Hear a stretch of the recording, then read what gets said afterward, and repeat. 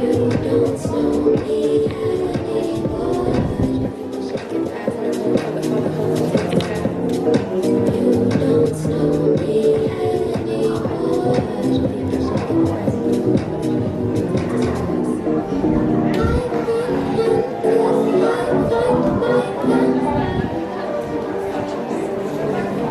name is Sara Harvey, and I am autistic. I had no idea that I was autistic, though, until 5 years ago when I was diagnosed by a psychiatrist. I thought I was just crazy. I thought I was just insane. I thought there was something really wrong with me for being autistic, for being different, even though all my difference was that this world was a bit too bright, a bit too loud, a bit too busy, a lot scary, and I didn't know how to navigate it. So being in school was really traumatic for me, but I do consider myself quite a privileged autistic, in that I am here today to even say these words. The biggest killer of autistic people, my loves, is epilepsy and suicide, and I know that both of those things are preventable. It hurts me getting messages. I'm an online advocate, autistic advocate, Agony Auti is my blog. We get messages day in and day out of children terrified to go to school because they stim. Some children can't speak, some autistics will never speak. Some autistics may need lifelong care. Some autistics need holistic support, but most of all, we just need your understanding and your patience, and to know we are not a threat. This is not a threat. It's just a part of being autistic, which I do when I'm very nervous, and I'm very nervous. So I choose to stim dance. I chose, instead of hurting myself and whacking at myself when I get upset in a meltdown, an autistic meltdown, overload, I choose to regulate my breathing. I choose to stim and tick and hum and rock and tap.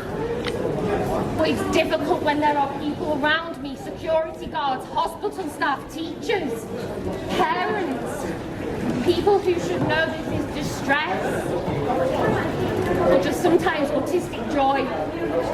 So I'm here today in the streets to be visible. And if you do know anyone who's autistic, or if you're autistic yourself, I invite you to write a message on a little person here. Tell me why you're autistic and proud, or tell me what needs to change. Because I am proud to be autistic despite the shame that was placed on me for being very different. So I'm going to do a stim dance, and this one's dedicated to Oliver McGowan.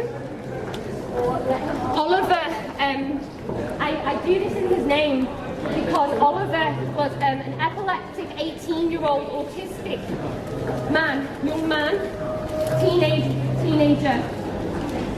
18-year-old Oliver McGowan was taken to hospital during an epileptic fit, and despite being scared, he persistently said sorry for being autistic and afraid. Oliver, when afraid, would say, I will be okay, I'm going to America and I'm going to meet. I will be okay, I will go to America.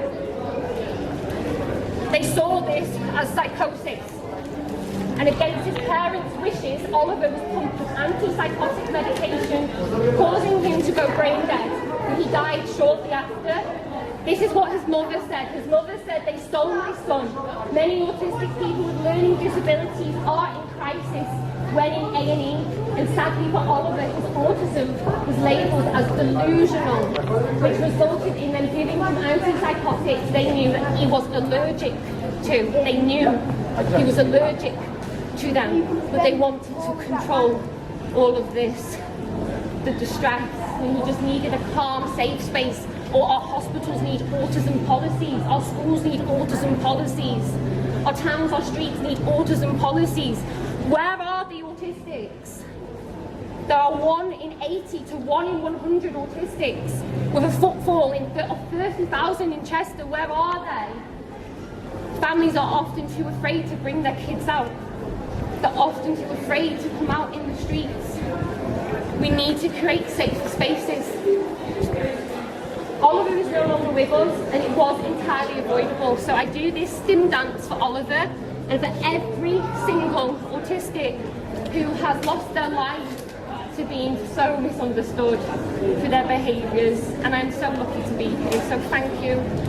Thank you so much for listening to me. It's my first ever street performance. Thank you for taking the time to stop and listen to me. Thank you.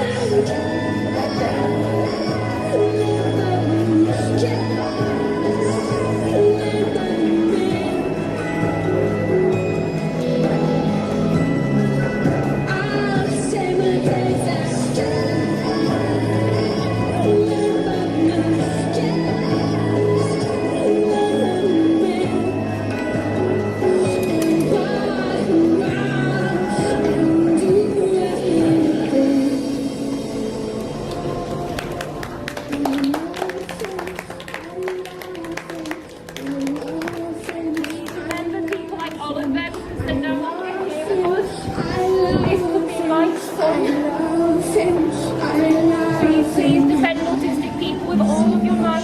Thank you for watching. I'm going to go and get